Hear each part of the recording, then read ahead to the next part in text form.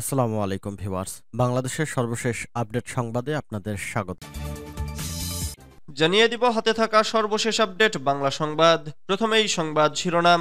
বাংলাদেশের ব্যাপারে নাক গলাবেন না বলেছেন লায়ন ফারুক।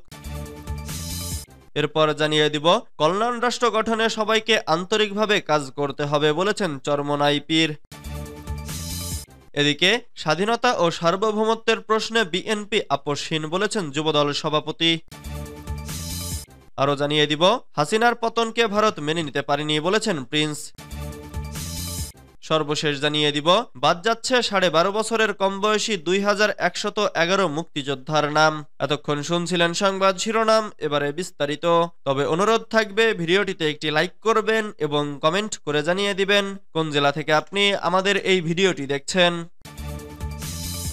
বাংলাদেশের ব্যাপারে নাক গলাবেন না বলেছেন লায়ন ফারুক। বাংলাদেশের অভ্যন্তরীণ ব্যাপারে ভারতের নাক না গলানোর আহ্বান জানিয়েছেন 12 দলীয় জোটের অন্যতম শীর্ষ নেতা ও বাংলাদেশ লেবার পার্টির চেয়ারম্যান লায়ন মোহাম্মদ ফারুক রহমান। তিনি বলেন, আমাদের দেশ আমাদের জনগণ ও রাজনীতিবিদদের সিদ্ধান্তে চলবে। আমরা কোনো দেশের প্রভুত্ব মানব না। বুধবার 11 ডিসেম্বর দুপুরে জাতীয় প্রেস ক্লাবের সামনে এক সমাবেশে এসব কথা বলেন তিনি। ভারতীয় আগ্রাসনের প্রতিবাদে দেশ বাঁচাও মানুষ বাঁচাও আন্দোলনের উদ্যোগে এই সমাবেশ হয়। মোহাম্মদ ফারুক রহমান ভারতকে উদ্দেশ্য করে বলেন, বাংলাদেশের অভ্যন্তরীণ ব্যাপারে আপনারা নাক গলাবেন না। গত 15 থেকে 16 বছর স্বৈরাচারী শেখ হাসিনা বাংলাদেশের মানুষের ওপর অত্যাচার নির্যাতন চালিয়েছে, মামলা হামলা গুম খুন করেছে, নির্যাতনের স্টিম রোলার চালিয়েছে, সাধারণ শিক্ষার্থীরও রেহাই দেয়নি, ছাত্র জনতার গণ আন্দোলনের ওপর গণহত্যা চালিয়েছে। সেই স্বৈরাচারী গণহত্যাকারী শেখ হাসিনা আপনারা আশ্রয় দিয়েছেন। তিনি বলেন, ভারত কখনোই আমাদের বন্ধু ছিল না। তারা বিভিন্ন সময়ে বিভিন্ন উপায়ে নিজেদের স্বার্থে বাংলাদেশকে ব্যবহার করেছে।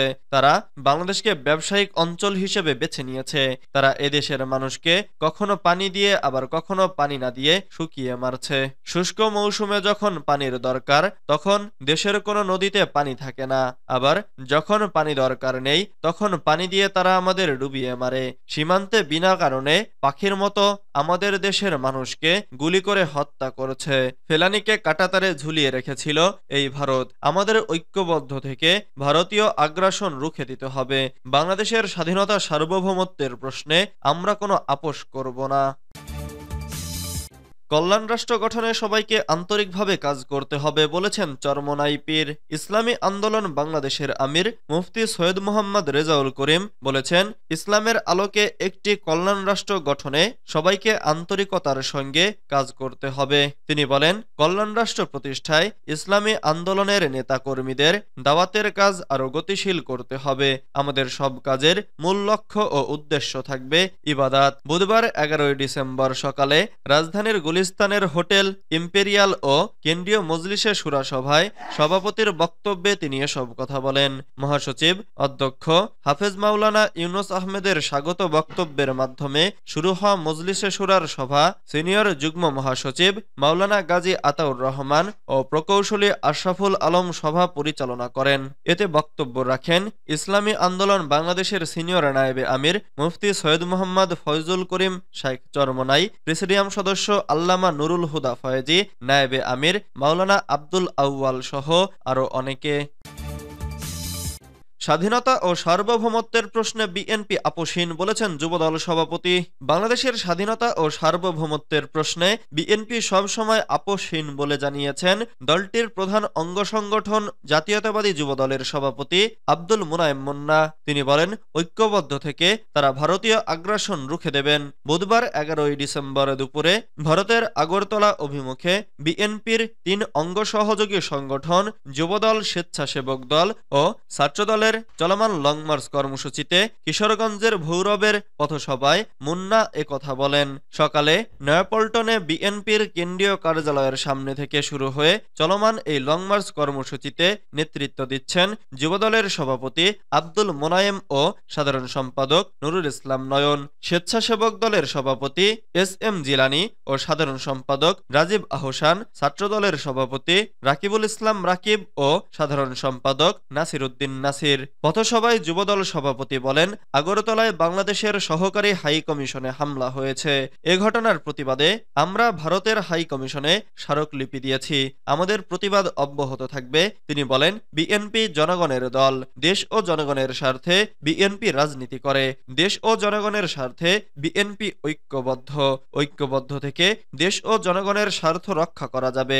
বিশেষ করে বাংলাদেশের স্বাধীনতা ও সার্বভৌমত্বের প্রশ্নে বিএনপি ও অঙ্গ সহযোগী সংগঠন আপোষহীন থেকে কাজ করে যাবে। ঐক্যবদ্ধ থেকে আমরা ভারতীয় আগ্রাসন রুখে দেব। হাসিনার পতনকে ভারত মেনে নিতে পারেনি বলেছেন প্রিন্স। বিএনপির যুগ্ম মহাসচিব সৈয়দ ইমরান সালেহ প্রিন্স বলেছেন, ৫ আগস্ট ছাত্র জনতার অভ্যুত্থানে শেখ হাসিনার পতনকে ভারত এখনও মেনে নিতে পারেনি। তাই তারা নানাভাবে ষড়যন্ত্র করছে। বাস্তবে বাংলাদেশের হিন্দুদের জন্য ভারতের কোনো দরদ নেই। তাদের দরদ শেখ হাসিনার জন্য, আওয়ামী লীগের জন্য। বুধবার ১১ ডিসেম্বর দুপুরে জাতীয় প্রেসক্লাবের সামনে এক সমাবেশে এসব কথা বলেন তিনি। ভারতীয় আগ্রাসনের প্রতিবাদে দেশ বাঁচাও মানুষ বাঁচাও আন্দোলনের উদ্যোগে এই সমাবেশ হয়। ইমরান সালেহ প্রিন্স বলেন, ভারতের পররাষ্ট্র মন্ত্রণালয়ে স্বৈরাচার হাসিনা ও আওয়ামী লীগকে পুনর্বাসন করার জন্য বৈঠক হয়।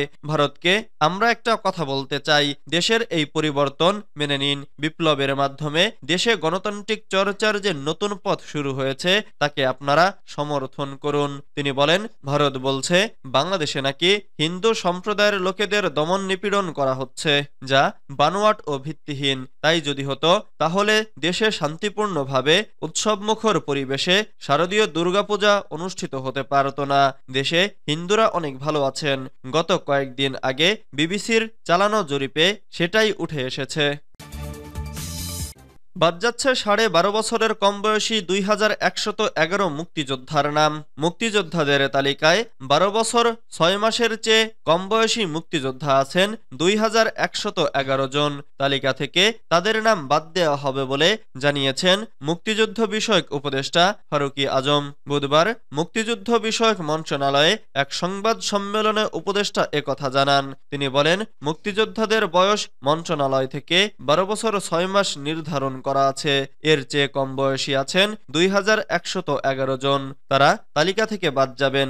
অনেকেই মুক্তিযোদ্ধা না হয়েও তালিকাভুক্ত হয়েছেন এবং সব সুযোগ সুবিধা নিচ্ছেন বলে অভিযোগ আছে বলে জানিয়েছেন উপদেষ্টা। তিনি বলেন, তারা যদি স্বেচ্ছায় চলে যান তাহলে সাধারণ ক্ষমা পেতে পারেন, অন্যথায় তাদের অভিযুক্ত করা হবে। আদালত নির্ণয়ের পর এদের সাজার ব্যবস্থা করা হবে। মন্ত্রণালয় থেকে ভারপ্রাপ্ত মোট বীর মুক্তিযোদ্ধাদের সংখ্যা 1,96,454 জন জানিয়ে তিনি বলেন, এর মধ্যে বীরঙ্গনা 464 জন, যুদ্ধাহত বীর মুক্তিযোদ্ধা 5,895 জন, শহীদ বীর মুক্তিযোদ্ধা 5,333 জন এবং খেতাবপ্রাপ্ত মুক্তিযোদ্ধা 3,068 জন। সব মিলিয়ে মোট ভাতাপ্রাপ্ত বীর মুক্তিযোদ্ধার সংখ্যা 2,08,050 জন।